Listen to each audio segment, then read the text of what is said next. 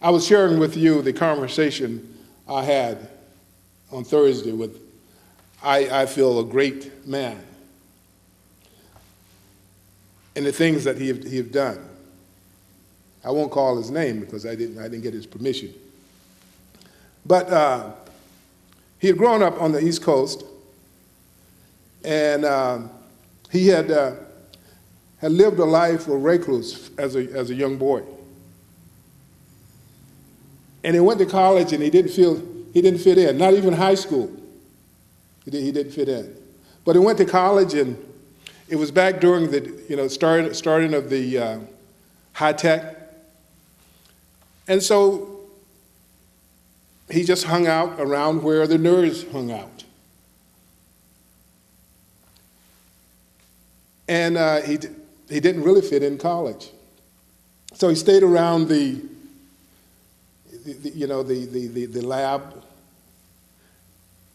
and he began proficient in writing programs and doing other things in the high tech, and made a bundle. But that wasn't who he is. And now he's looking for a new place to live.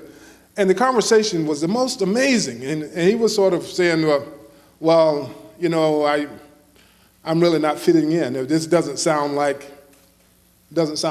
It sounded great to me. It sounded like freedom. It sounded like freedom waiting to happen. That at least he realized that who he is and what he desired to do. But I think that the world tend to want to pull us back into this limitation world. But I tell you right now, the world is pouring into us and allowing us, telling us to expand, to be who you know you are, to be this God that you are.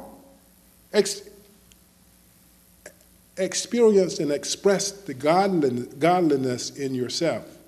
I think that's what it's saying to me. Turn it loose and just let it have a free fall and know that God will catch you. Release this fear. Spread your arms. Ground yourself and move upward and onward and unfold in all of your beauty. And don't buy the definitions that you are selling yourself. Even if you're flying at full force, don't buy that definition, because that definition is changing. Every now is a new now. What is it that you desire in your life? What is it that you desire? Do the concentration. I like to read something. I think Dr. Ernest Holmes wrote beautifully on page 194 in The Science of Mind. He said, to concentrate means to bring to a center. And in mental science, it means focusing the mental attention on some definite and desired thought, image, idea, or thing. Of course, we are dealing with the idea as though thoughts were things. The spirit of the thing is in the thought. This is the essence, law, and cause. This is God. It's law and cause. Our thoughts. New thoughts. Have the new thoughts and be willing to take action on them. Concentration of thought is not an effort to compel, but the desire to permit. The stream of creative energy is to take definite form. To try to force through concentration would be to give ourselves an adverse suggestion and bring upon ourselves the very opposite of our wishes, the recognizing an opposite to the power of God and the power of good. So you try to make it happen, it's like you trying to do it. What we do is think the thought, plant the seed, but plant that seed and then get out of the way and let it happen. Of course, we are going to be a good gardener. You're going to make sure that the birds don't come and dig up your seeds, and pests don't come. You're going to cut away the weeds that come. And you're going to be a little different than me. I planted corn this year, and I went away for 2 weeks and didn't water it, and I came back and I wondered why I didn't have corn. So you got to water it. You have to take care of it. You have a new thought. It's like a baby, a baby. You take care of it. You take care of the body. If you were drinking a quart of booze a day, you stop drinking. If you're smoking a pack a day, you stop smoking because you want the baby to be healthy. And then when it's born, then you care for it. Do the same with your thoughts. Your thoughts, they're big and new ideas. They're great. And we are always alive with them.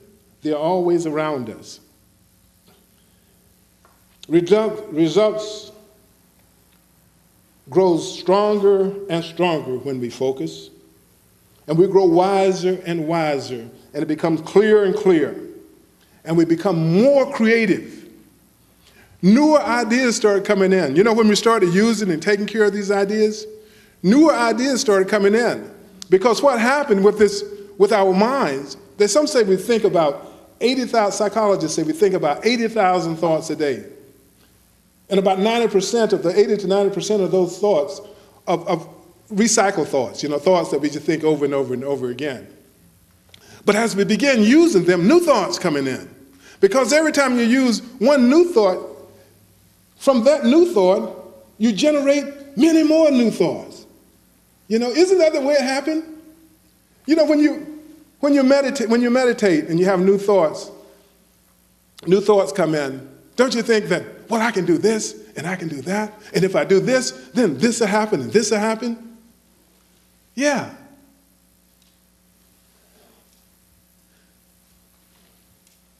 Today I'm going to go on a trek, a meditative trek, to just rethink, for me, to move out of an old paradigm.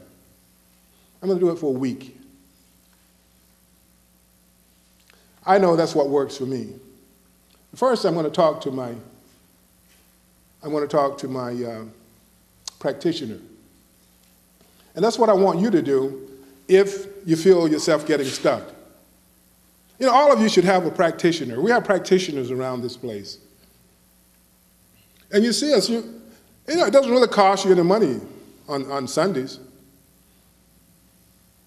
And you can get a personal practitioner. You just call. I have one I call all the time. I never pay her any money. She's always happy to. But I treat for her also. Isn't that right, Reverend Mary Jo? That's right, yeah. Powerful practitioner. And we got other practitioners. You're a practitioner. How many practitioners do we have here? Look around. Look around at these practitioners. You can use them. Use them. You don't have to do it yourself. The song says, we are one mind and we are one heart. It's all one. And sometimes in our stuff, Brad, sometimes we get in there, we can't see the forest for the trees. Ask for help. I know that you have. I bet you use Jilly, huh? Yeah, I know that you have one. I just used you because I know it'd be okay to use you. But use a practitioner. There's a funny thing about a practitioner. These stories that we tell ourselves, practitioners listen to them and they don't believe them because they know that they are stories.